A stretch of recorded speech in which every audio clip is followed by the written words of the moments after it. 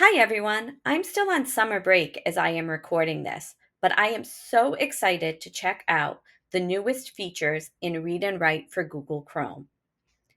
In January 2022, TextHelp, who is the parent company that created Read and Write, announced that they were acquiring Don Johnston. Don Johnston was well known for its suite of accessibility tools, and my favorite of them was the word prediction program called CoWriter. At the time of the acquisition, both software programs were still running and being supported, but the collective we was keeping an eye out as to how those products may merge. Well, I was beyond happy when I read that starting in July 2024, CoWriter and Snap and Read would begin to be featured in Read and Write for Google Chrome. So in this video, we are going to take a look at the new CoWriter word prediction integration into Read and Write.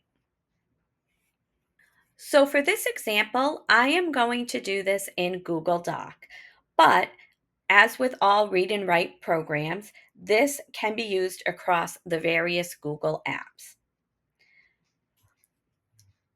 The first thing that I want to note is that the icon has changed in the toolbar from the original crystal ball icon to the word cloud icon that was part of CoWriter. But before we jump into using this tool, let's take a look at some of the changes in the settings. So I'm going to go to my three dots and click on Settings. And first we're going to go to Prediction. So when you go in, you will see the same choices you previously had in Read and Write, like the number of results are still 3 to 10. And under General, you can select if you want the word prediction box to follow the cursor, or if you want to anchor it at some location in the document, which is what I prefer. You can choose whether or not you want the box to predict ahead your word choices. And you can select if you want to have the suggestions in the word prediction box read aloud on hover. Some new options are flexible spelling. And what this does is this focuses more on those phonetic spellers. So if you have a student that types phonetically or spells phonetically, if you check off flexible spelling, it is going to take that phonetic spelling into consideration when looking at the word prediction box. Another feature that they have is predict from the page. And according to the Read and Write website, this says that what it will do is it will scan the page that you are currently typing in, and it will include those relevant words within the word prediction box. So it's almost like a mini topic dictionary that is very specific to the page that you're writing in. This other feature, use Read and Write Legacy Prediction. I couldn't find where it said what this is. So I have put in a request to Read and Write, and when I find that information, I'm going to write it into the show notes. Just like in the previous settings, you do have the ability to adjust the text size of your word prediction box. Okay. Before we jump in, I also want to show you another option that you have under the general settings. When you click on this, it says toolbar view. So you have your horizontal, which is going to show it up here on the horizontal. You have vertical, which is going to move it to vertical. And then you have writing. The main difference between horizontal and writing is that if you check off writing, the entire toolbar goes away, and the only thing that is available is your word prediction. The other thing is that there are some features that are present in the word prediction box when you're in writing that are not present when you show it under horizontal and vertical. So I'm going to click on writing so I can show you what that looks like. But before I forget, I also want to show you how you can go back, because you'll notice my toolbar is missing. And you're like, how do I get back to it? you just go to your read and write icon that's in your top bar, and I'm going to right click, and you can go into your settings and go back into general and click horizontal, and it will bring it back. So I don't want you to, the first time I did it, I kind of freaked out a little bit because I was like, how do I go back to it? But it's very easy to do. And if you have students that go into writing mode and then don't know how to get back to the entire toolbar, it's important for you to know. So again, I'm going to go back and click on writing for this example. So you see when I click within the document, the icon, the word prediction icon pops up here. And what I'm going to do is I'm going to start typing. Today is, and you notice nothing happened because the icon is still there. So that icon is just going to kind of hang out and let you know, hey, I'm here. I'm your word prediction box. Today is a, and I want to try to spell beautiful. So I'm going to click on the box and then my word prediction box shows up. Okay. So I'm going to type in beautiful. And notice I'm spelling it B-U instead of B-E-A, and beautiful shows up. Because I have my hover on, it will show up, and I can click on it. And for day, you'll notice number 4. And if I type number 4 on my keyboard as a keyboard shortcut, because I have that turned on here, I can insert the word via the number. So you have 2 ways of inserting your word. You can either just click on it or you can type in the number. I'm going to type a period at the end. And say I wanted to have that sentence read aloud. I can come to the beginning of the sentence, and now if I press the play button,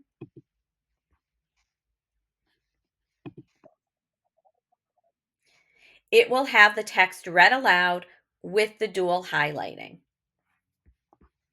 So it is incorporating your play, your text to speech button in the writing mode of this. Whereas if, again, we were in the horizontal, that feature would not be there. If you wanted to use text to speech, you would just click on the text to speech icon on the play button like you normally would in any of them. And then when you're done, you just click on it and it brings you back to your word prediction box. Okay. Another feature that you have that is in your writing mode in the word prediction box that you would not see if you were in horizontal and vertical mode is your speech to text. And again, the reason why is that if I was just using it in the traditional toolbar mode, if I wanted to use my speech to text, I would either just click on the icon in traditional toolbar, or I could go into tools, voice typing, and turn it on that way. But here I'm just going to click on this and you'll see that my microphone box comes up. And again, it's showing purple. It's showing that this feature is available, but it is not on. In order to use it, I need to click on the microphone and you will see that the microphone turns red just like it does if you're using the traditional read and write for Google Chrome toolbar, or if you go into speech to text via the tools function in Google. So one of the reasons why I like this feature where it's showing using the writing mode is that if you have students that get easily distracted by all of the icons that are available in the main toolbar and you just want them to focus on writing, this is going to give you your prediction features. It's going to give you your speech to text feature and your text to speech feature. Another feature that you have within your toolbar is you'll see down here you have the numbers. So as I showed in the first example, you have your words, you have the number 1 through 6 because I have 6 suggestions, and then you have the word. So you have 2 ways to insert. You can either click on the word or you can type in the number. If you don't want the student to have the option for some reason to type in the number, if you click the number box here, the 1, 2, 3, now the numbers go away. So the only way that you can insert a word is by clicking on it. So again, for some students, they find the numbers distracting. They just want to have the word there. They're going to just click on it anyway. So it's just something to streamline the box or not. So I'm just going to put it back in there. Do this. I'm going to hit period. Okay. The other feature that you have available is your topic dictionaries. And I would say that for CoWriter, the reasons why I really liked the CoWriter word prediction was that it really did focus on those students and users that were phonetic spellers. It just, their engine that they used did look at that feature, even though it did do that to some degree with Read and Write. CoWriter was really known for that. So I'm so happy that that is a function that is available. And again, it's something that you can turn on or off in the settings. But the other feature that I really loved was the topic dictionaries.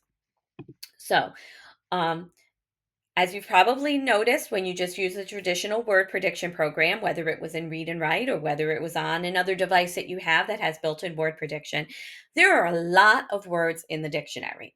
And even if I had 10 choices selected, they're still only giving me 10 choices that are available. What topic dictionaries will do is they are going to insert and bring forward into that topic, into that word prediction program, words that have to do specifically with those topics. So that doesn't mean that necessarily those words wouldn't have shown up anyway. So, like, as an example, I'm just going to come up and I'm going to type in William and William and I'm going to type up Shakespeare. And notice though, I have my predict ahead feature on. So I type in William and predict ahead, Shakespeare doesn't come up. I'm going to type SH, Shakespeare doesn't come up. Okay, now Shakespeare comes up. So I'm just going to do Shakespeare and. But what I'm going to do now here is I'm going to go into my topic dictionary and I am going to click on William Shakespeare. So in theory, now I am typing words that have to do with William Shakespeare, his plays, his name should come up to the beginning of the word prediction box. So I'm going to click on this, William. And when I type S, Shakespeare number one. Um, was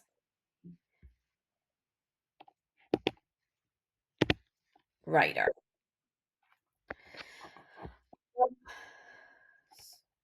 Stories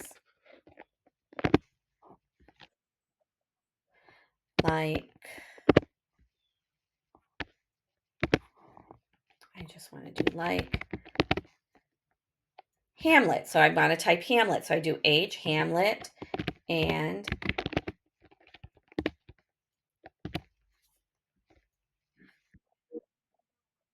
Henry VIII. So is it absolutely perfect? No. But if I was just using traditional word prediction, would Hamlet and Henry VIII have come up when I typed the letter H in there? Most likely not.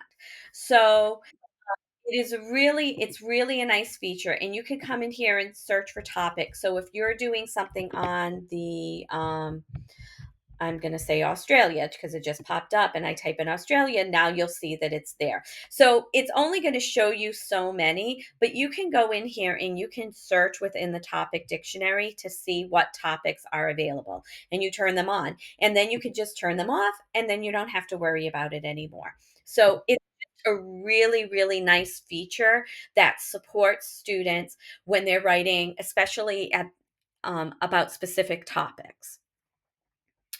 So, that in a nutshell is those additional features that you're going to be finding now in your Read and Write for Google Chrome toolbar.